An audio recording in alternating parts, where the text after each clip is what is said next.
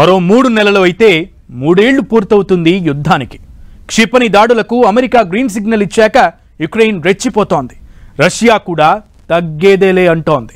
దీంతో పరిస్థితులు ప్రపంచ దేశాలను టెన్షన్ పెడుతున్నాయి.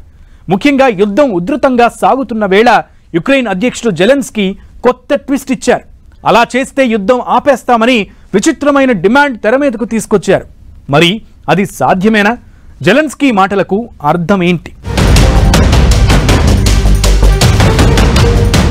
రష్యా యుక్రెయిన్ యుద్ధం 3 ఏళ్లుగా సాగుతూనే ఉంది. జెలెన్స్కీ మాటలతో ఈ యుద్ధం ముగిసే పరిస్థితులు కనిపిస్తున్నాయనే చర్చ జరుగుతోంది. యుక్రెయిన్ సైనికులు చాలా మంది తమకి వార్ వద్దు అంటూ యుద్ధ భూమి నుంచి పరుగులు తీస్తున్నారు. 2022 ఫిబ్రవరిలో యుద్ధం ప్రారంభమైనప్పటి నుంచి ఇప్పటి వరకు సుమారు 2 లక్షల మంది సైనికులు సైన్యం నుంచి పారిపోయినట్లు అంచనా. కొంతమంది విధులకు డుమ్మా కొట్టి పరారవ్వగా మరికొందరు అనారోగ్య కారణాలతో సెలవులు పెట్టి తిరిగి విధుల్లోకి చేరడం లేదు. దీంతో సైనికుల సంఖ్య బాగా తగ్గుతోంది. తమకు సరిపడా ఆయుధ సంపత్తి కూడా లేదన్నది సైనికుల ఆవేదన. గత 6 నెలలుగా పరిస్థితి మరింత దారుణంగా మారినట్టు తెలుస్తోంది. దీంతో భూతల దాడిలో ఆ దేశం మరింత బలహీనంగా మారుతోంది. దీంతో ఉహెల్దర్ వంటి కీలక భూభాగాలను యుక్రెయిన్ కోల్పోవాల్సి వచ్చింది.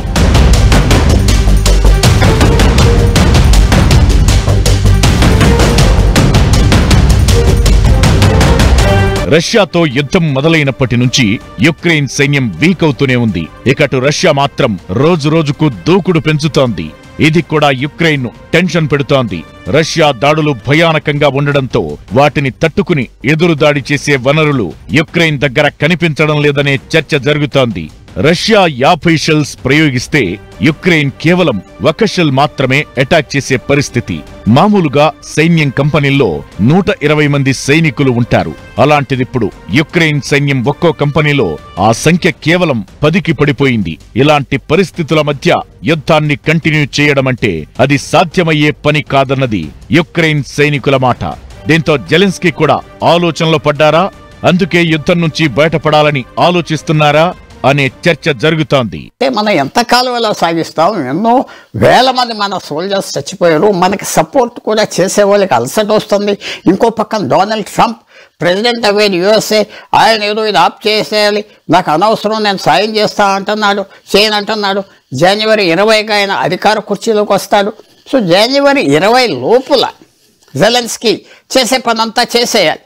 లేకపోతే ట్రంప్ ప్రెసిడెంట్ కుర్చీ మీద కూర్చున్నాక ఆయన ఫోర్స్తో అయితే నీరసం పడతాడు. కాబట్టి మనకి డిసెంబర్ నెలలో జెలెన్స్కీ ఏదో రకంగా ఆఫర్ చేసి యుద్ధం ఆఫ్ చేయడానికి ట్రై చేస్తాడు.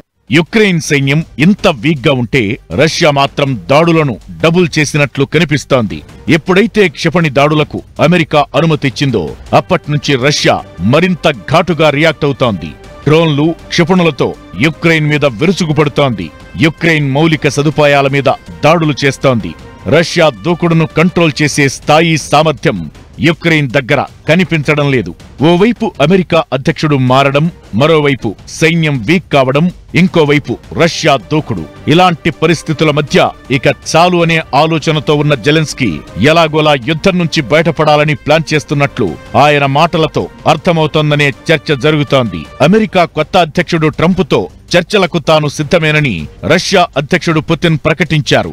ఇప్పుడు అటు ఇటుగా జెలెన్స్కీ అదే మాట అన్నారు. దీంతో రష్యా యుక్రెయిన్ యుద్ధానికి తెరపడవచ్చుననే ఊహాగానాలు వినిపిస్తున్నాయి.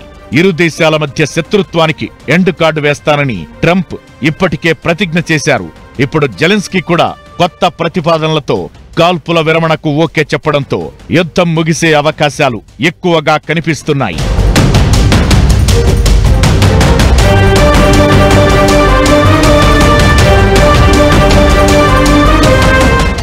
జెలెన్స్కీ మాటలు, పెడుతున్న డిమాండ్లు చూస్తుంటే యుద్ధం నుంచి ఎలా అయినా తప్పుకోవాలి అన్నట్లుగా కనిపిస్తున్నారు. ట్రంప్ గద్దెనెక్కడమే ఈ పరిస్థితికి కారణమా, లేదంటే 3 ఏళ్ల యుద్ధం మిగిల్చిన నష్టమా? రష్యా దూకుడుతో టెన్షన్ పడుతున్నారు. అసలు యుద్ధం నుంచి తప్పుకోవాలన్నట్లుగా జెలెన్స్కీ ఎందుకు మాట్లాడుతున్నారు?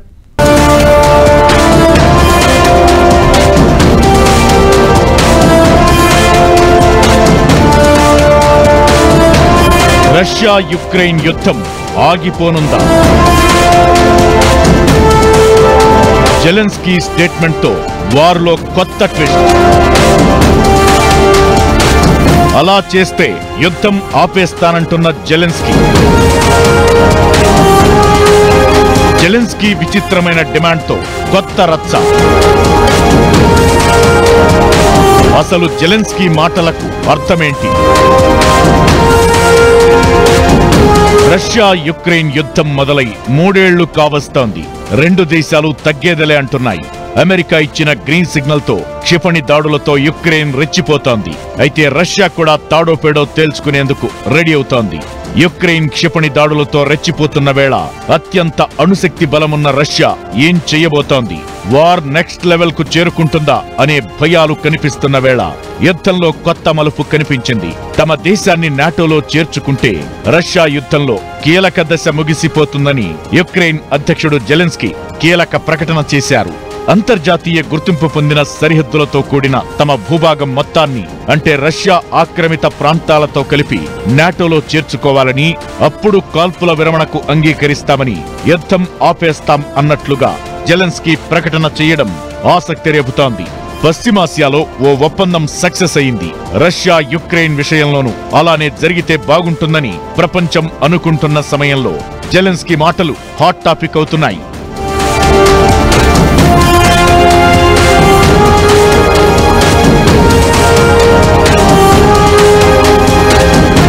రష్యా యుక్రెయిన్ యుద్ధం మొదలై 1000 రోజులు దాటినా పరిస్థితులు అలాగే ఉన్నాయి. యుక్రెయిన్లోని కీలక నగరాలను టార్గెట్ చేసుకుంటూ రష్యా బాంబులు, క్షిపణుల దాడి చేస్తోంది. రీసెంట్ గా ఆ దేశ విద్యుత్ ఉత్పత్తి స్థావరాలపై మిస్సైల్స్, డ్రోన్లతో రష్యా దాడి చేసింది. దీంతో యుక్రెయిన్ మొత్తం అంధకారంగా మారింది. దాదాపు 10 లక్షల మందికి పైగా జనాలు చీకట్లోనే గడపాల్సి వస్తోంది. యుక్రెయిన్ కూడా రష్యాకు ధీటుగా బదులిస్తోంది. మొదట్లో చిన్నగా మొదలైన ఈ యుద్ధం ప్రస్తుతం పీక్ కి చేరుకుంది. ఇలాంటి సమయంలో యుద్ధం ఆపేందుకు రెడీ కాకపోతే కండిషన్స్ అప్లై అన్నట్లుగా జెలెన్స్కీ చేసిన వ్యాఖ్యలు హాట్ టాపిక్ అవుతున్నాయి. రష్యాతో యుద్ధం మొదలైన తరువాత యుక్రెయిన్ కు అమెరికా కొన్ని విషయాల్లో అండగా ఉంటూ వస్తోంది. అమెరికా అధ్యక్షుడు బైడెన్ యుక్రెయిన్ కు సహాయ సహకారాలు అందిస్తూ వస్తున్నారు. అయితే అమెరికా అధ్యక్ష ఎన్నికల్లో ట్రంప్ గెలిచారు. దీంతో ఇప్పుడు జెలెన్స్కీ ఇలాంటి వ్యాఖ్యలు చేయడం కొత్త చర్చకు కారణం అవుతోంది.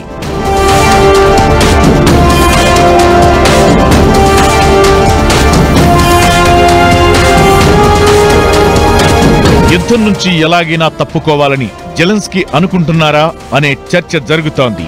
ఆయన మాటలకు అర్థం ఇదే అనే చర్చ కూడా జరుగుతోంది. నిజానికి ఇలాంటి డిస్కషన్ వెనుక బలమైన కారణాలు కూడా కనిపిస్తున్నాయి. యుద్ధంలో యుక్రెయిన్ ముందు కనిపిస్తున్నా నిజానికి చక్రం తిప్పుతోంది, బలం అందిస్తోంది అమెరికాని. అలాంటి అమెరికాలో ఇప్పుడు అధికారం మారింది. ట్రంప్ విజయంతో యుక్రెయిన్ కు అందే సాయం తగ్గే అవకాశాలు క్లియర్ గా కనిపిస్తున్నాయి. పైగా 3 ఏళ్లుగా యుద్ధంలో ఉండి సైన్యం కూడా వీక్ అయింది. ఇలాంటి పరిస్థితుల్లో యుద్ధం నుంచి తప్పుకోవడమే బెటర్ అన్నట్లుగా జెలెన్స్కీ తీరు కనిపిస్తోంది. విచిత్రమైన డిమాండ్లు తెర మీదకు తీసుకొచ్చి పరోక్షంగా చెప్పాలనుకుంటోంది అదే అనే చర్చ జరుగుతోంది. ఒక్కరోజులో యుద్ధం ఆపేస్తానని ట్రంప్ అంటున్నారు. ఇప్పటికే ప్లాన్ ఆఫ్ యాక్షన్ కూడా సిద్ధమైపోయిందని టాక్. యుక్రెయిన్ విషయంలోనే ట్రంప్ ఒత్తిడి తీసుకొచ్చే అవకాశాలు ఉంటాయి. దీంతో జెలెన్స్కీ ముందుగానే అలర్ట్ అయ్యారని పైకి గంభీరంగా కనిపిస్తున్నా అది మేకపోతు గాంభీర్యమే అనే అభిప్రాయాలు వ్యక్తమవుతున్నాయి. ఒక యుక్రెయిన్కే యుద్ధం ఆప్ చేయాలని లేదు, రష్యాకు కూడా యుద్ధం ఎలాగైనా ఆప్ చేయాలి, కొంచెం రెస్పెక్ట్తో బయటకు రావాలి అని తీవ్ర ప్రయత్నం ఉన్నది. కాబట్టి మనం చూడవలసింది ఎలాగంటే ఇప్పుడు కొన్ని డిమాండ్స్ 2 సైడ్లు చేస్తారు, 2 సైడ్లు కొన్ని ఒప్పుకోరు. కానీ నెగోషియేటింగ్కి వచ్చాక ఇవన్నీ మొదలు పెట్టి శాంతి టాక్స్కి వచ్చాక ఇది ఎలా చేయాలి ఆలోచనలు వస్తాయి. సో జెలెన్స్కీ చెప్పిన మాటలన్నీ మనం ఒక నెగోషియేటింగ్ స్టాన్స్గా తీసుకోవాలి. యుక్రెయిన్ను నాటోలో చేర్చుకుంటే రష్యా ఆక్రమించిన భూభాగాన్ని దౌత్య మార్గాల ద్వారా తిరిగి పొందే అవకాశం ఉంటుందన్నది జెలెన్స్కీ అభిప్రాయం.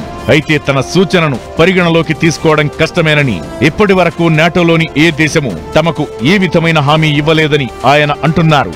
ఇక ట్రంప్ సమాధానం కోసం ఆసక్తిగా వెయిట్ చేస్తున్నానని, యుద్ధం ముగింపు కోసం ఓ కొత్త విధానాన్ని కనుక్కోవాలి అంటూ జెలెన్స్కీ చెప్పుకొచ్చారు.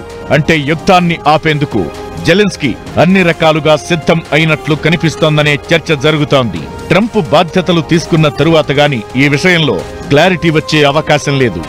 Thank you.